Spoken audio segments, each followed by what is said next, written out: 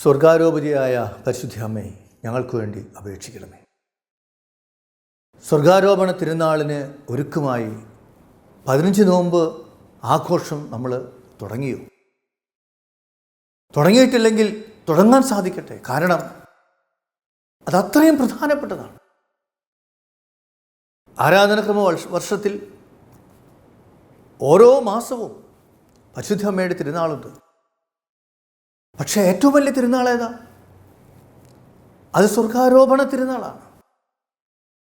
കാരണം മാതാവിൻ്റെ അമലോത്ഭവത്വവും മാതാവിൻ്റെ കന്യാത്വവും മാതാവിൻ്റെ ദൈവമാതൃത്വവും ദൈവത്തിൻ്റെ രക്ഷാകര പദ്ധതിയോട് പരിശുദ്ധ അമ്മ മറ്റേതൊരു വ്യക്തിയേക്കാൾ കൂടുതലായി സഹകരിച്ചു എന്നുള്ളതും എല്ലാം ദൈവത്താൽ അംഗീകരിക്കപ്പെട്ടുകൊണ്ട് പ്രഖ്യാപിക്കപ്പെടുന്ന അവസരമാണ് സ്വർഗാരോപണ തിരുനാൾ. അതുപോലെ ഓഗസ്റ്റ് 15-ാം തീയതി ഇന്ത്യയുടെ സ്വാതന്ത്ര്യ ദിനമായതുകൊണ്ട് നമുക്ക് അവധിയായതുകൊണ്ട് നമ്മൾ പള്ളിയിൽ പോകുന്നു. പക്ഷേ മാതാവിൻ്റെ സ്വർഗാരോപണ തിരുനാളാണെന്ന് ലോകം എങ്ങനെ അറിയും? ലോകത്തോട് മാതാവിൻ്റെ സ്വർഗാരോപണ തിരുനാളാണെന്ന് നമുക്ക് പ്രഖ്യാപിക്കാൻ സാധിക്കുന്ന ഒരു കാര്യമാണ് 15 നോമ്പ് അനുഷ്ഠിച്ചുകൊണ്ട് ഇത് നോമ്പുകാലമാണെന്ന് മറ്റുള്ളവരോട് പ്രായോഗികമായിട്ട് പറയുക എന്നുള്ളത്. അതുകൊണ്ട് മാതാവിൻ്റെ സ്വർഗാരോപണ തിരുനാളിൻ്റെ പ്രാധാന്യത്തെ മനസ്സിലാക്കിക്കൊണ്ട് എടുത്തിട്ടില്ലെങ്കിൽ എത്രയും വേഗം ആരംഭിക്കാനായിട്ട് നമ്മൾക്ക് സാധിക്കണം. ആരാണ് പരിശുദ്ധ അമ്മ എന്ന് ചിന്തിക്കുമ്പോൾ എല്ലാവരും ഒറ്റ സ്വരത്തിൽ പറയും, അത് ദൈവത്തിൻ്റെ സഹനത്തിലൂടെയുള്ള രക്ഷാകര പദ്ധതിയോട് സഹകരിച്ചവളാണ് പരിശുദ്ധ അമ്മ. ദൈവം ലോകത്തെ രക്ഷിച്ചത് സഹിച്ചുകൊണ്ടാണ്. ലോകത്തിൻ്റെ പാപങ്ങൾക്ക് പ്രായശ്ചിത്തം അനുഷ്ഠിച്ചുകൊണ്ടാണ്.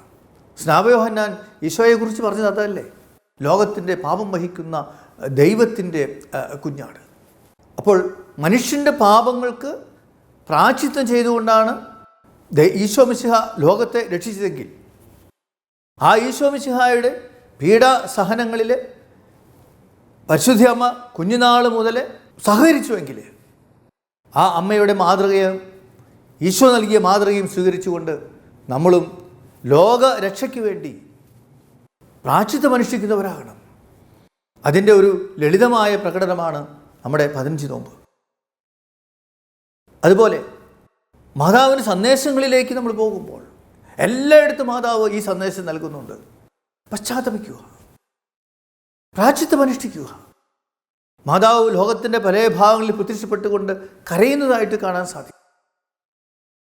സഭാചരിത്രത്തിലെ പല സംഭവങ്ങളിലും മാതാവ് മുൻകൂട്ടി സന്ദേശം നൽകുന്നു. പക്ഷെ കാര്യമായിട്ട് ഗൗനിക്കാതെ പോകുന്നു. വലിയ വലിയ വലിയ വലിയ ദുരന്തങ്ങൾ സംഭവിക്കുന്നതായിട്ട് കാണാനായിട്ട് സാധിക്കും. അപ്പോൾ ഇന്ന് നമ്മൾ ലോകത്തിലേക്ക് നോക്കിക്കൊണ്ട് കണ്ണീരൊഴുക്കുന്ന മാതാവിൻ്റെ പ്രായശ്ചിത്തത്തിൻ്റെ സന്ദേശത്തെ ഉൾക്കൊണ്ടുകൊണ്ട് എങ്ങനെ പ്രായശ്ചിത്തത്തോടുകൂടി 15 നോമ്പ് എടുത്തുകൊണ്ട് സ്വർഗാരോപണ തിരുനാളിനായിട്ട് ഒരുങ്ങാതിരിക്കാനായിട്ട് സാധിക്കും? ഇന്ന് സഭയ്ക്ക് പുറത്തു നിന്നും സഭയ്ക്ക് ഉള്ളിൽ നിന്നും വലിയ പ്രശ്നങ്ങൾ അഭിമുഖീകരിച്ചുകൊണ്ടിരിക്കുകയല്ലേ? സഭയ്ക്കുള്ളിൽ നിന്നും സഭയ്ക്ക് പുറമേ നിന്നും എന്ന് പറയുന്നതോടൊപ്പം തന്നെ വലിയൊരു 3-ാം ലോക മഹായുദ്ധത്തിൻ്റെ ഭീതിയിലല്ലേ നമ്മൾ? അതിൽ നിന്ന് എങ്ങനെ മോചനം നേടാൻ സാധിക്കും? മനുഷ്യൻ്റെ പാപത്തെ ഓർത്ത് പശ്ചാത്തപിക്കുക, പ്രായശ്ചിത്തം അനുഷ്ഠിക്കുക, വേറൊരു വഴിയുമില്ല. സഭയ്ക്ക് പുറമേ നിന്നുള്ള പ്രശ്നം എന്ന് പറയുമ്പോൾ അതിലേറ്റവും ഗൗരവമായിട്ട് ഇന്ന് നമ്മൾ കണക്കിലെടുക്കേണ്ടത് ലോകത്തെ കീഴടക്കുവാൻ വേണ്ടി എല്ലാ തന്ത്രങ്ങളിലൂടെയും കുത്സിത മാർഗങ്ങളിലൂടെയും അധാർമിക മാർഗങ്ങളിലൂടെയും ലോകത്തെ കീഴടക്കാനായിട്ട് പരിശ്രമിക്കുന്ന ഭീകരവാദമാണ്. മയക്കുമരുന്ന് വിൽപ്പനകളിലൂടെ, ആയുധങ്ങളിലൂടെ ലോകത്തെ കീഴടക്കുവാനായിട്ട് പരിശ്രമിക്കുമ്പോൾ അഭയാർത്ഥി പ്രവാഹം എന്ന പേര് പറഞ്ഞുകൊണ്ട് തീവ്രവാദികൾ യൂറോപ്പിലേക്ക് തള്ളിക്കയറുമ്പോൾ ആ പൈശാചിക തിന്മയെയും തോൽപ്പിക്കണമെങ്കിൽ പ്രായശ്ചിത്തമല്ലാതെ മറ്റൊരു വഴിയില്ല. സഭയ്ക്കുള്ളിൽ തന്നെ SSPX എന്ന സന്യാസമൂഹത്തിലൂടെ റോമിൻ്റെ അനുവാദം കൂടാതെ 4 മെത്രാന്മാരെ വാഴിച്ചപ്പോൾ അവരെയും ആ SSPX സന്യാസമൂഹത്തെയും അതിൽ പങ്കെടുത്തവരെയും സഭ എക്സ്കമ്മ്യൂണിക്കേറ്റ് ചെയ്തിരിക്കുന്നു എന്നാണ് പറയപ്പെടുന്നത്. അങ്ങനെ വീണ്ടും ഒരു ശീഷ്മയിലേക്ക് സഭ പോകുന്നതായ ഒരു ഭയാനകമായ ഒരവസ്ഥ കാണാനായിട്ട് സാധിക്കും. സീറോ മലബാർ സഭയെ സംബന്ധിച്ച് പലരും സ്വപ്നം കാണുന്നു, ചിന്തിക്കുന്നു, അതാണ് പരിശുദ്ധ കുർബാനയുടെ പേരിൽ സഭയെ വിഭജിക്കുക. ഈ സാഹചര്യത്തിൽ സഭയെ തകർക്കുവാനായിട്ട് പരിശ്രമിക്കുന്ന അന്ധകാര ശക്തിക്കെതിരായിട്ടുള്ളതായ ആയുധം നമ്മൾ എടുക്കണം.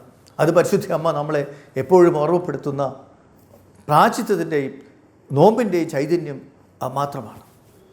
അങ്ങനെ സ്വർഗാരോപണ തിരുനാളിന് ഒരുക്കമായിട്ടുള്ള 15 നോമ്പ് ആരംഭിച്ചിട്ടില്ലെങ്കിൽ ഇനിയെങ്കിലും നമുക്ക് ആരംഭിക്കാനായിട്ട് സാധിക്കട്ടെ. സ്വർഗാരോപതിയായ പരിശുദ്ധ അമ്മേ, ഞങ്ങൾക്ക് വേണ്ടി അപേക്ഷിക്കണമേ. ആമേൻ.